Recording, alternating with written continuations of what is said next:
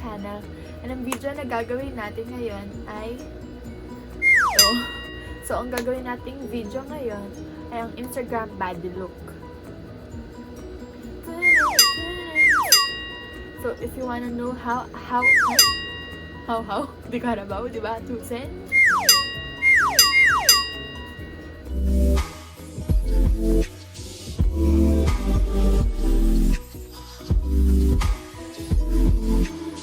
So, hi guys! Welcome back to my channel.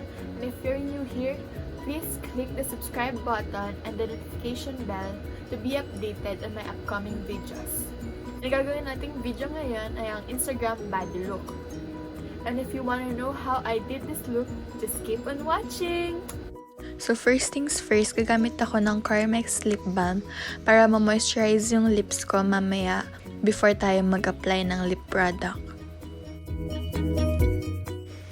And then, gagamitin ko yung Wet n Wild Photo Focus Foundation and i-apply ko siya sa buong face ko.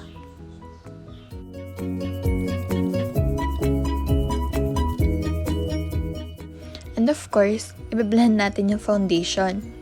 For this, gumamit ako ng brush kasi mas full ang coverage ng foundation kapag ginamit mo yung brush. Pwede ka din naman gumamit ng sponge to blend the foundation, pero dahil nga sponge yung ginamit mo, medyo mas nalalight yung coverage ng foundation. I also use a correcting concealer para sa aking dark under eye circles at pati sa aking mga acne scars.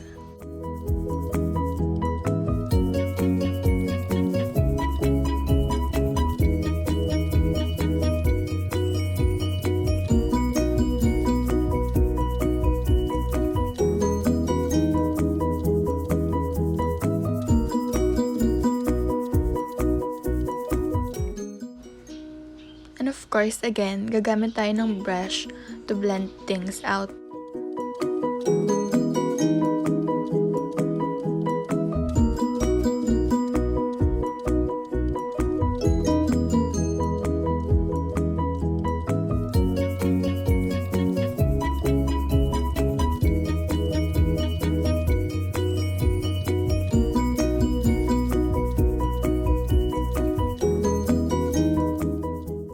Next, I'll be using this Maybelline Instant Age Rewind to conceal my under eye circle as well as my pimple marks.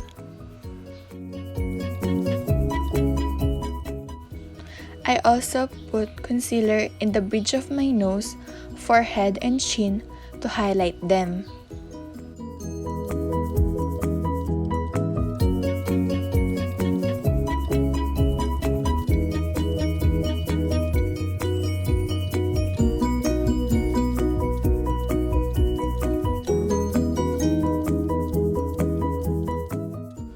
After that, i-blend na natin yung concealer.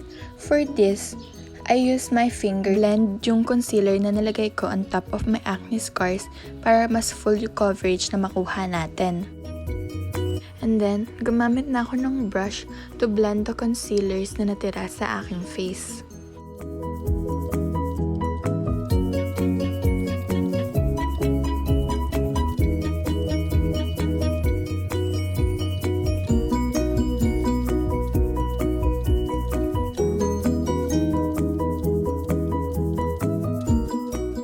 And to set everything in place, I used the Nichido Final Powder in the shade Creamy Glow.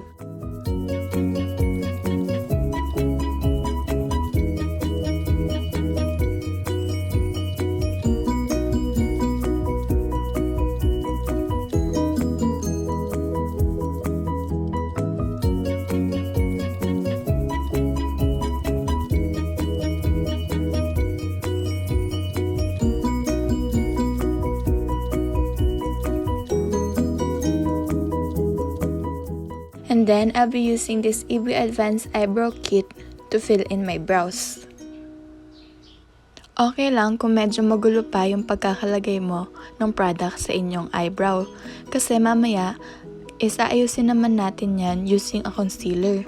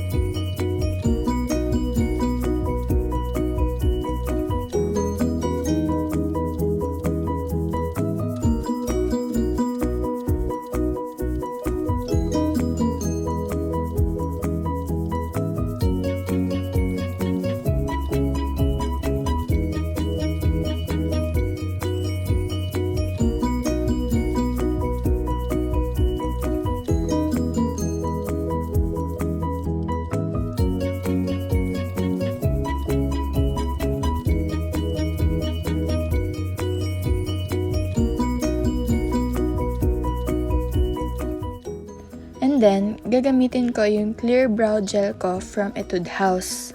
I'll be using this product to set my brow hairs in place.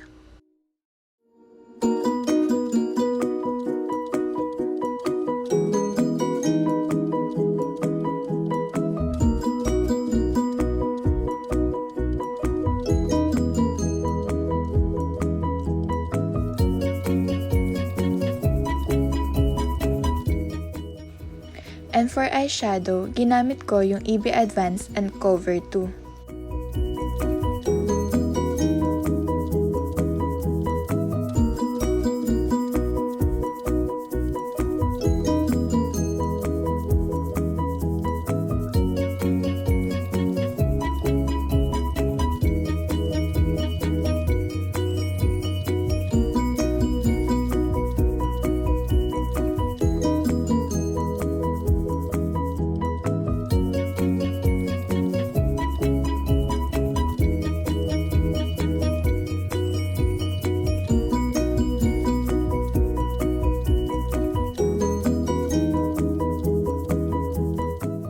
This time, makikita nyo yung struggles ko while wearing a contact lens.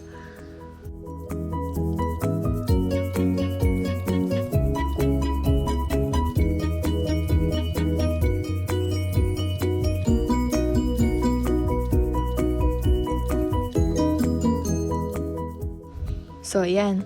Kunwari, walang nangyari. Patay mali siya ka, girl.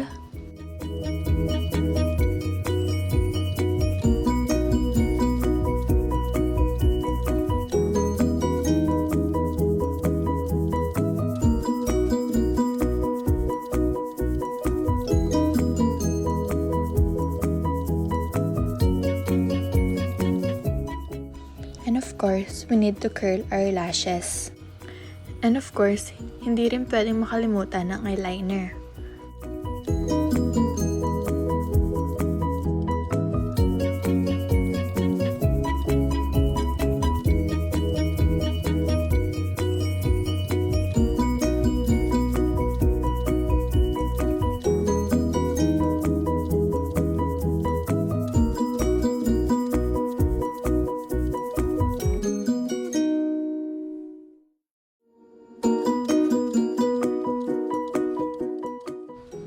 At dahil hindi ako masaya sa eyeliner na yun, gumamit ako ng brown eyeliner.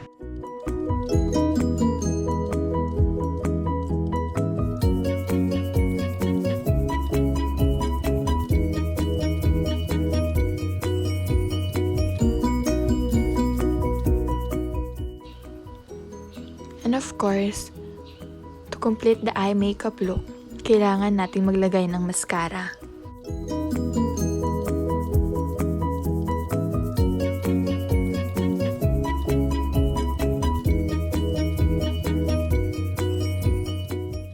And of course, gagawin lang natin yung exact same process sa ating other eye.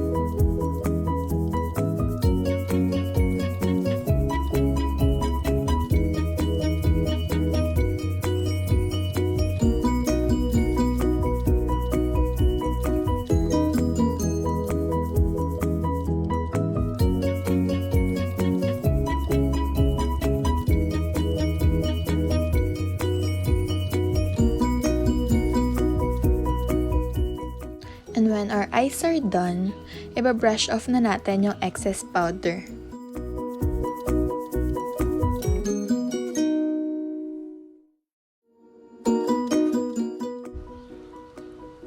And of course, for our contour, gagamitin ko itong Bobbie Cosmetics Contour Kit.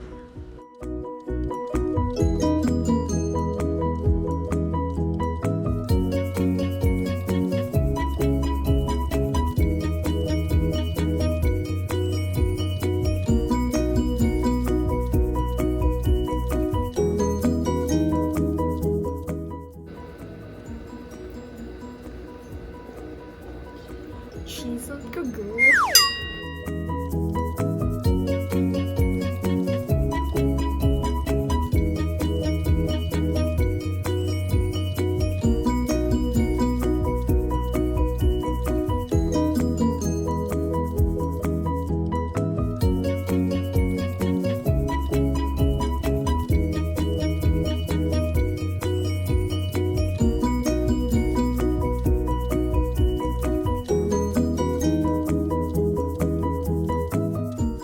Tip na mabibigay ko sa inyo sa pagko-contour para mas maging natural tingnan yung contour nyo, dapat mas malapit sa hairline.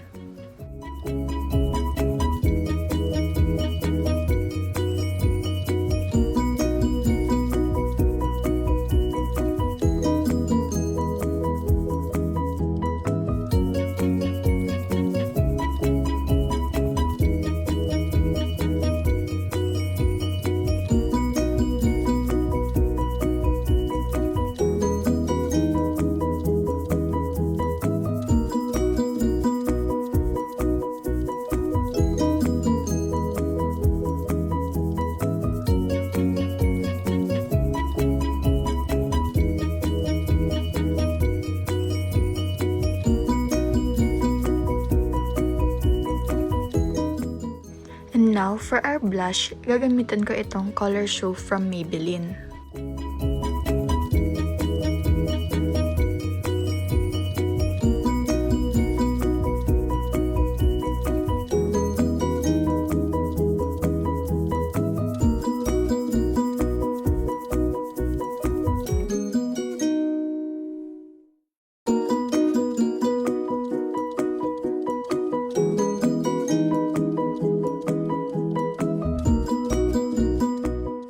And of course, hindi pwedeng mawala ang ating highlight. And for this, I'll be using the Catrice Mega Glow Highlighter. And I will use this to highlight the high points of my face.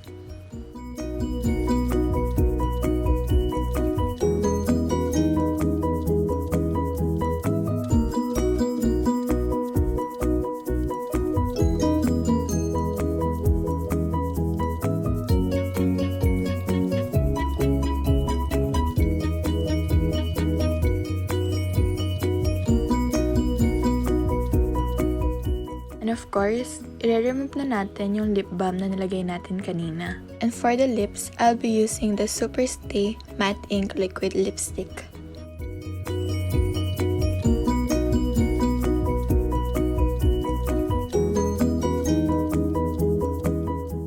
Lastly, to set everything in place, I'll be using this face mist from SkinLab.